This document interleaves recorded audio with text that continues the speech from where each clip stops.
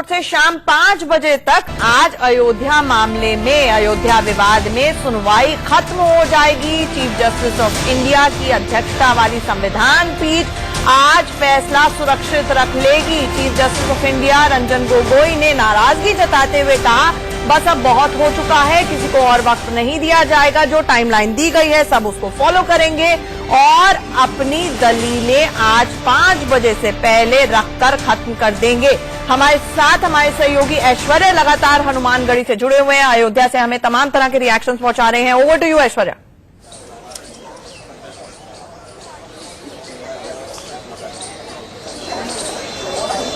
जितने भी संत समाज के लोग हैं वो सब ये कह रहे हैं कि अब रास्ता बिल्कुल क्लियर होते हुए नजर आ रहा है। कुछ ही वक्त के बाद जब ये पूरी हियरिंग खत्म हो जाएगी उसके बाद फैसला सुरक्षित होगा और फैसला राम जन्मभूमि के पक्ष में ही आएगा। जिस तरीके से अभी आखिरी दलीलें चल रही हैं, हिंदू पक्ष ने साफ तौर पर कहा है सुप्रीम कोर्ट में कि उनके पास कोई सबूत नहीं है कि वहां पर कभी मस्जिद था, किसी तरीके के सबूत नहीं। क्या कुछ कहेंगे? और बोला है कल भी जिस तरीके से बोला है कि ऐतिहासिक भूल को इस बार सुधारना चाहिए, हिंदू पक्ष में ही आएगा। जिस तरीके से अभी आखिरी दलीलें चल रही हैं, हिंदू पक्ष ने साफ तौर पर कहा है सुप्रीम कोर्ट में कि उनके पास कोई सबूत नहीं है कि वहां पर कभी मस्जिद था, किसी तरीके के सबूत नहीं। क्या कुछ कहेंगे? और बोला है कल भी जिस तरीके से बोला है कि ऐतिहासिक भूल को इस बार सुधारना चाहिए, हिंदू पक्ष की तरफ से क्या कहेंगे? मुसलमानों को तो पहले तो माफी मांगना चाहिए, क्योंकि इसके नाते मांगना चाहिए क्योंकि हिंदुस्तान में सभी मुसलमानों का जितना सम्मान है पूरे देश में कहीं, पूरे विश्व में कहीं पर सम्मान नहीं है। अयोध्या में तो इतना सम्मान है, जिस जगह पे आप खड़े हो यहाँ के पूर्व शीर्ष महंतों ने तमाम 2-3 मस्जिदों बनाकर मुसलमानों को दान में दे दिया। ऐसी मस्जिद की मुझको लगता है अयोध्या फैजाबाद में ऐसी मस्जिद नहीं है। नंबर 1। नंबर 2, जहाँ पर रामलला विराजमान है वहाँ पर कभी भी कोई भी मुसलमान कभी भी नमाज पढ़ने नहीं जा पाया है, कभी कोई नमाज नहीं पढ़ा। या किसी भी मुसलमान से आप बात करो, कोई ये नहीं कहा कि मैं वहां जाकर नमाज पढ़ा था। बाबर के नाम पे, बाबर तो एक विदेशी आक्रमणकारी था, लुटेरा था। मंदिर मस्जिद की बात नहीं है, जन्मभूमि की बात है। किसी की जन्मभूमि एक हो सकता है, 1000 नहीं हो सकता। तो मंदिर मस्जिद की बात नहीं है, जन्मभूमि की बात है। मुसलमानों को दरिया दिल दिखाना चाहिए आगे आकर, और जो उच्चतम न्यायालय जो फैसला देने वाला है उसको ताली बजाकर स्वागत करना चाहिए और आगे आकर भव्य श्री राम जन्मभूमि मंदिर के निर्माण में सहयोग करना चाहिए। यही आपके चैनल के माध्यम से मुसलमानों को कहना है। एक आज जो बात हुई सुबह सुबह, इकबाल अंसारी का बयान है, मुस्लिम पक्षी तौर पे कहा गया कि वो अब सुप्रीम कोर्ट का फैसला मानेंगे भले ही कुछ भी होता है। मध्यस्थता को लेकर भी जिस तरीके से बात हुई थी, आखिरी लम्हों में कहा गया कि वो केस वापस ले सकते हैं, लेकिन अब सुप्रीम कोर्ट ने बोला आखिरी वक्त बचा है, कुछ नहीं। देखिए, उनके पास कोई आधार ही नहीं है, तो उनको मानना है, चाहे वो कह के माने चाहे ना कहे पे माने। क्योंकि राम जन्मभूमि चूंकि कहीं आस्था का विषय नहीं है, कोई मंदिर और मस्जिद का विषय नहीं है, केवल विषय यदि सही माने में माना जाए तो राम जन्मभूमि का है, भगवान राम के, रघुनंदन राम की जन्मभूमि का विषय। और जन्मभूमि एक हो सकती है, जिस तरह से काबा एक हो सकता है, ठीक उसी तरह से जन्मभूमि एक हो सकती है।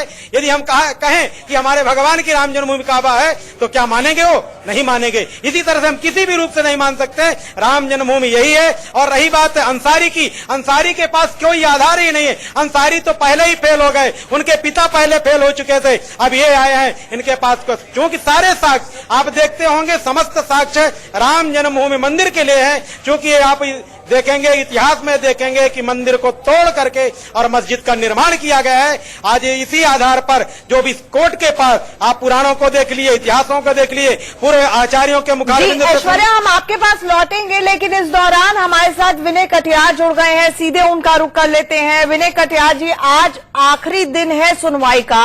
सुप्रीम कोर्ट स्पष्ट कर चुका है संविधान पीठ की 5 बजे तक सभी पक्ष अपनी दलीलें रख लेंगे। आपकी कैसी उम्मीद, क्या आस्था है कोर्ट में कि क्या कोर्ट आज इस मामले में जब अपना फैसला सुरक्षित रख लेगा, जल्द फैसला आ जाएगा? क्या उम्मीद है आपकी?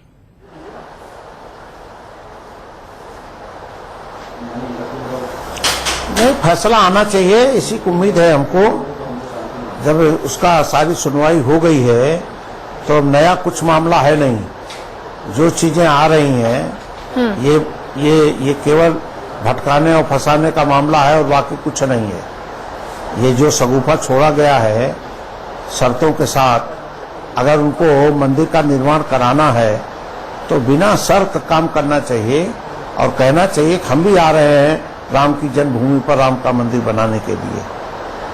कटियार जी, मैं इसलिए आपसे ये पूछना चाह रही थी क्योंकि अभी खबर आई है कि हो सकता है इसको लेकर मध्यस्थता पैनल भी अपनी रिपोर्ट सुप्रीम कोर्ट के समक्ष रखे, जिसमें कहा गया है कि सुन्नी वक्फ बोर्ड अपना दावा बाबरी मस्जिद के लिए छोड़ने के लिए तैयार है, लेकिन कुछ शर्तें रखी गई हैं। क्या एक मध्यस्थता, एक बीच का रास्ता, एक आखिरी minute, last minute breakthrough अगर इस मामले में होता है, उस पर क्या रुख होगा, क्या प्रतिक्रिया होगी आपकी?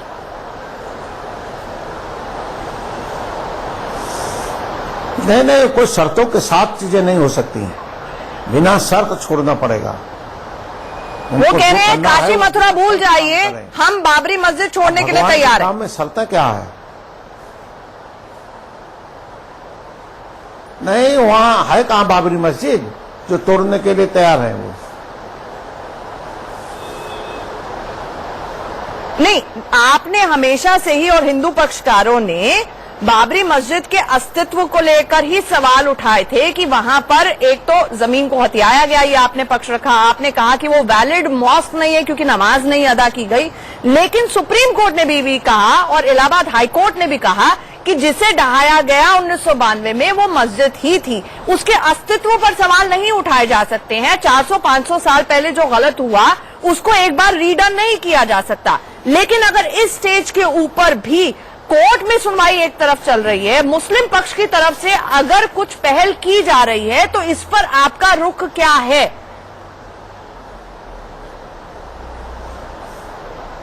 ये केवल भटकाने का मामला है और वो चाहते हैं ताकि इस बेंच का समय समाप्त हो जाए, फिर नए सिरे से सुनवाई शुरू होगी, नई बेंच गठित होगी, फिर मामला टल जाएगा, फिर कब तक का मामला टलेगा मालूम नहीं है, ये सारी चीजें चलेंगी। तो ये तो केवल लास्ट मिनट में उन्होंने एक खतरनाक खेल खेलने की कोशिश की है। अच्छा, मुझे ये बताइए कटियार जी, हालांकि प्रधानमंत्री ने भी कहा कि बड़बोलापन और बयान बहादुर इस मामले में किसी को नहीं होना चाहिए और देश की सबसे बड़ी अदालत में आस्था होनी चाहिए। इसके बावजूद बहुत से लोगों के बयान आए और असदुद्दीन ओवैसी ने यही कहा कि क्यों हिंदू पक्षकार और हिंदू पक्ष के लोग बार बार ये कहते हैं कि मंदिर वहीं पर बनेगा, जैसे वो सुप्रीम कोर्ट का फैसला प्रिडिक्ट कर रहे हो, जान रहे हो। तो ऐसे में सवाल ये उठता है कि आखिरकार सुप्रीम कोर्ट को फैसला करना है, जो फैसला होगा, आपकी सुप्रीम कोर्ट में आस्था है कि जो फैसला होगा आपको मान्य होगा, भले ही किसी के पक्ष में हो? सुप्रीम कोर्ट में तो सबको आस्था है, लेकिन मंदिर वहीं बनेगा जहां भगवान रामलला विराजमान है, वहां किसी भी प्रकार का कोई समझौता नहीं होने वाला है। नहीं, सुप्रीम कोर्ट अपना फैसला कुछ सुनाएगा तो वो आपको मान्य है कि नहीं है? आप कैसे कह सकते हैं कि वहां पर मंदिर ही बनेगा? यही तो सवाल वो भी पूछ रहे हैं, बहुत सारे लोग, असदुद्दीन ओवैसी जैसे लोग ये सवाल पूछ रहे हैं कि आप ये कैसे कह सकते हैं? असदुद्दीन ओवैसी का क्या अस्तित्व है? कहाँ वो जुड़े हुए हैं? किस संस्था से जुड़े हुए हैं? वो एक सांसद है केवल, बाकी तो कुछ है नहीं। भड़काने का काम वो करते रहते, जब देखो भड़काने का काम करते हैं।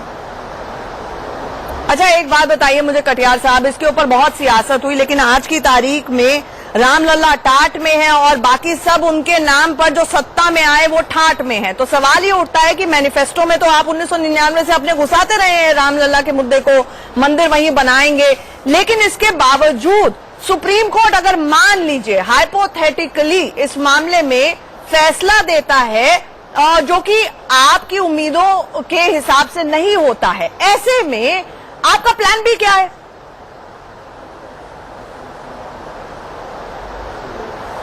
तब देखेंगे। अभी क्यों अटकलें हम लगाएं कि हमारे पक्ष में नहीं आएगा? अब सुप्रीम कोर्ट है, किधर देता है, क्या देता है जजमेंट, उनके जजमेंट आने के बाद पढ़ेंगे, देखेंगे क्या हो सकता है, विचार करेंगे।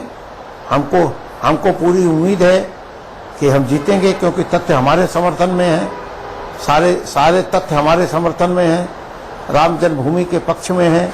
राम जन्मभूमि की खुदाई कर दी गई, उसमें सारे कसौटी के खंभे मिल गए, मूर्तियां मिल गई, वहाँ शिलालेख मिल गया, सारा कुछ तो मिल गया, तो बाकी क्या रह गया?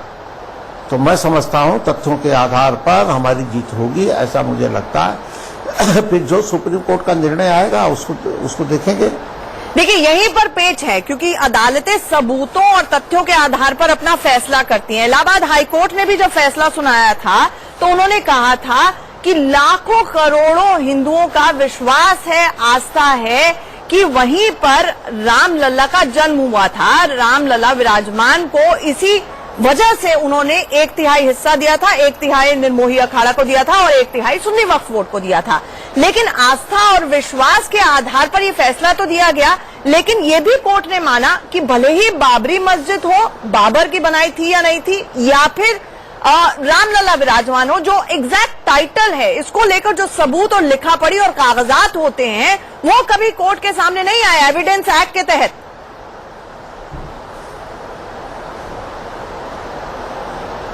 नहीं, अब तो सब गए हैं ना कोर्ट के सामने।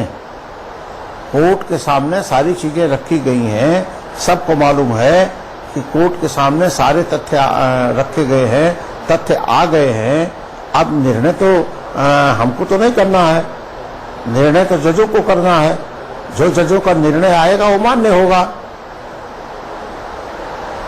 अच्छा मुझे ये बताइए, रामलला विराजमान की तरफ से जब पराशरन साहब, वैद्यनाथन साहब कोर्ट में खड़े हुए, क्योंकि आपने कटियार साहब बहुत दशकों से, बहुत साल से कानूनी लड़ाई भी लड़ी है इस मामले में, आपने आंदोलन भी चलाया, इसलिए मैं आपसे सवाल पूछ रही हूं। जब उनसे भी कोर्ट ने पूछा कि टाइटल कैसे एस्टैब्लिश किया जाएगा, मालिकाना हक आप कैसे दिखाएंगे, तो उन्होंने कहा कि 1000 साल पुरानी बात है, ये हमारी आस्था है और कि रामलला वहीं पर जन्मे थे और रामलला जो जन्म स्थान है वो वही है, वो अपने आप में हमारे लिए पूजनीय है, लेकिन इसके लिए सबूत नहीं हो सकते हैं।